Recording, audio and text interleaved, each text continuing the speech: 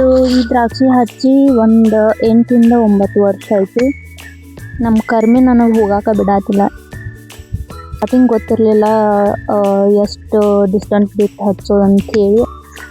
ಇನ್ನೊಂದು ಈ ಹೊಂಡದ್ದು ಏನು ಹೇಳೋದೈತಂದ್ರೆ ಇದ್ರೊಳಗೆ ಮೀನು ಅದಾವು. ಹಲೋ ನಮಸ್ಕಾರ, ಎಲ್ಲರೂ ಹೆಂಗದೀರಿ?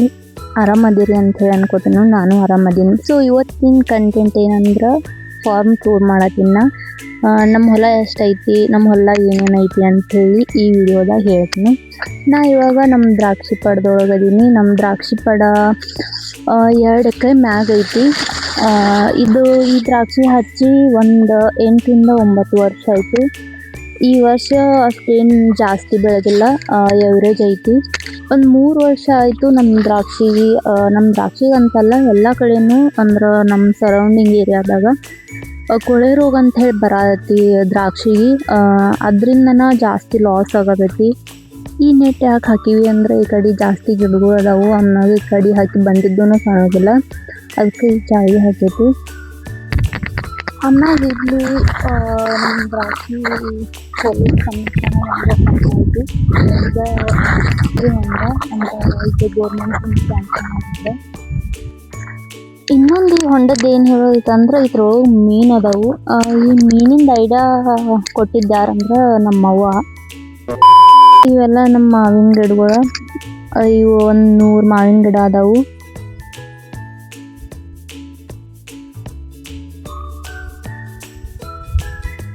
ಇವು ಮಾವಿನ ಗಿಡಗಳು ಹಚ್ಚಿ ಒಂದು 10 ವರ್ಷ ಆಯಿತು. ಅಂದರೆ ಇದರಿಂದ ಜಾಸ್ತಿ ಪ್ರಾಫಿಟ್ ಏನೂ ಇಲ್ಲ. ಸೊ ಅದಕ್ಕೆ ಇಲ್ಲಿ ಅರ್ಧ ಮಾವಿನ ಗಿಡ ತೆಗೆದು ದ್ರಾಕ್ಷಿ ಹಚ್ಬೇಕಂತ ಹೇಳಿ ಪ್ಲ್ಯಾನ್ ಐತಿ. ನಮ್ಮ ಕರ್ಮಿ ನನಗೆ ಹೋಗಾಕ ಬಿಡಾತಿಲ್ಲ. ಇಲ್ಲಿ ಮಾವಿನ ಗಿಡ ಹಚ್ಚಿ ಸ್ವಲ್ಪ ಜಾಗ ಉಳಿದೈತಿ. ಅದ್ರೊಳಗೆ ಸ್ವಲ್ಪ ಎಮ್ಮೆಗಳಿಗೆ ಮೇವು ಹಚ್ಚಿವು.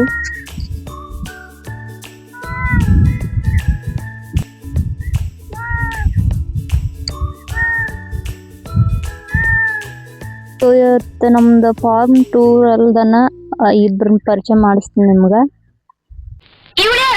ಇವ ನಮ್ಮ ಪಾಂಡು. ನಮ್ಮ ಮನೆ ಬಿಟ್ಟು ಎಲ್ಲರ ಮನ್ಯಾಗೂ ಇರ್ತಾನು, ನಮ್ಮ ಊರು ಬಿಟ್ಟು ಎಲ್ಲ ಊರಾಗೂ ಇರ್ತಾನು. ಪಾಪಿ, ಲೋಫರ್, ಚಂಡಾಲ, ಥರ್ಡ್ ಕ್ಲಾಸ್ ನನ್ನ ಮಗ ಏನಿವಾಗ.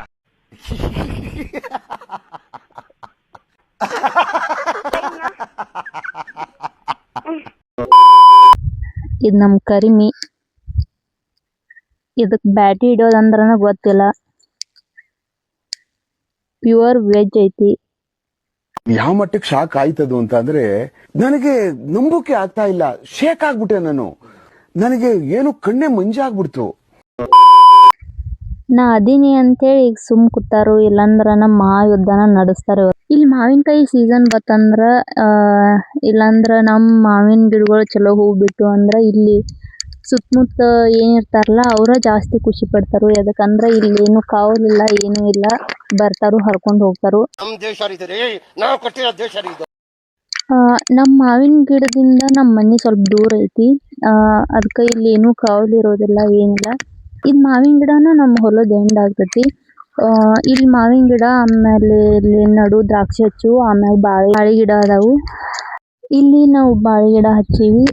ಇದು 1 ಎಕರೆ ಮ್ಯಾಗ ಜಾಸ್ತಿ ಐತಿ ಹೊಲ. ಆದ್ರೆ ನಮಗೆ ಸ್ಟಾರ್ಟಿಂಗ್ ಗೊತ್ತಿರಲಿಲ್ಲ ಎಷ್ಟು ಡಿಸ್ಟೆನ್ಸ್ ಬಿಟ್ಟು ಹಚ್ಚೋದು ಅಂಥೇಳಿ, ಅದಕ್ಕೆ ಜಾಸ್ತಿ ಜಾಗ ಬಿಟ್ಟು ಹಚ್ಚೀವಿ. ಇಷ್ಟು ಜಾಗದಾಗ ಬರೀ ನಾವು 600 ಗಿಡ ಅಷ್ಟೇ ಹಚ್ಚೀವು. ಇಲ್ಲಿರೋ ಬಾಳೆ ಗಿಡಗಳೆಲ್ಲ ಟಿಶ್ಯೂ ಕಲ್ಚರ್ ಆಗಿದ್ದು ಅದಾವು. ಇವು ಸಾಂಗ್ಲಿದಿಂದ ತರಿಸಿದ್ದೀವಿ ನಾವು. ಅಂದ್ರೆ ಹಚ್ಚೋದು ಒಂದು 2-3 ತಿಂಗಳು ಇರ್ತಾರೆ, ನೀವು ಆರ್ಡ್ರ್ ಕೊಡ್ಬೇಕಾಗ್ತೈತಿ. ನೀವು ಬಾಳೆ ಗಿಡ ಹಚ್ಚೋರು ಇದ್ರಿ ಅಂದ್ರೆ ಮಳೆಗಾಲದಾಗ ಹಚ್ಚಕ್ಕೆ ಹೋಗ್ಬೇಡ್ರಿ. ಯಾಕಂದ್ರೆ ನಮ್ದು ಹೆಂಗಾಯ್ತು ಅಂದ್ರೆ ಮಳೆಗಾಲದಾಗ ಹಚ್ಚಿದ್ದೀವಿ, ನೀರು ಜಾಸ್ತಿ ಬಿಡೋ ಹತ್ತೋದಿಲ್ಲ, ತಾನ ಹತ್ಕೋತಾವ ಅಂಥೇಳಿ.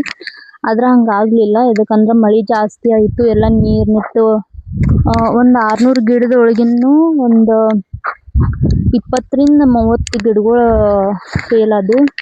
ಸೊ ಅದಕ್ಕೆ ನೀವು ಬಾಳೆ ಗಿಡ ಹಚ್ಚೋರು ಇದ್ರಿ ಅಂದ್ರೆ ಬ್ಯಾಸ್ಗೆ ಟೈಮ್ ಒಳಗೆ ಇಲ್ಲಾಂದ್ರೆ ಚಳಿಗಾಲದಾಗ ಹಚ್ಚಿದ್ರೆ ಬೆಟರ್ ಅಂತ ಅನ್ನಿಸ್ತೈತಿ. ಬಾಳೆ ಗಿಡ ಸಣ್ಣ ಅದ ಅಂಥೇಳಿ ನಡು ಪಟ್ಟದಾಗ ಗೋಧಿ ಹಾಕಿವಿ ನಾವು. ಇಲ್ಲಿ ಬಾಳೆ ಗಿಡ ಹಚ್ಚೋಕ್ಕಿಂತ ಮೊದಲು ನಮ್ದು ದ್ರಾಕ್ಷಿ ಇತ್ತಿಲ್ಲಿ. ಆಮ್ಯಾಗ ಅದನ್ನ ಎದಕ್ಕೆ ತೆಗ್ದೀವಿ ಅಂದ್ರೆ ಹಚ್ಚಿ ಭಾಳ ವರ್ಷ ಆಗಿತ್ತು. ಆಮ್ಯಾಗ ದ್ರಾಕ್ಷಿ ರೇಟ್ ಇರಲಿಲ್ಲ, ಮನ್ಕಿನ ರೇಟ್ ಇರಲಿಲ್ಲ, ಅದಕ್ಕೆ ತೆಗ್ದೀವು.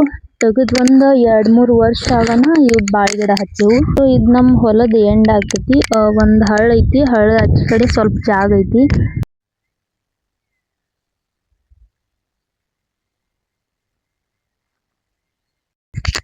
ಇಲ್ಲಿ ಬೆಳ್ಳುಳ್ಳಿ ಹಾಕಿವ್ ನಾವು.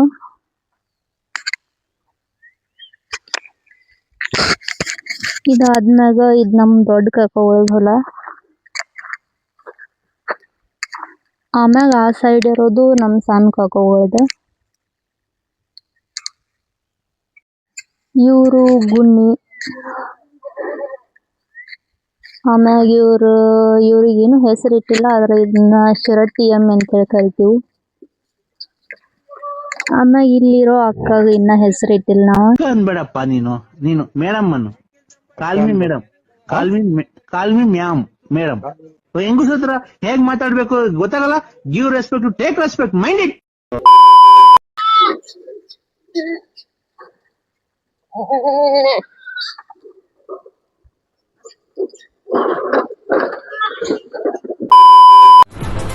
ಅಷ್ಟೇ.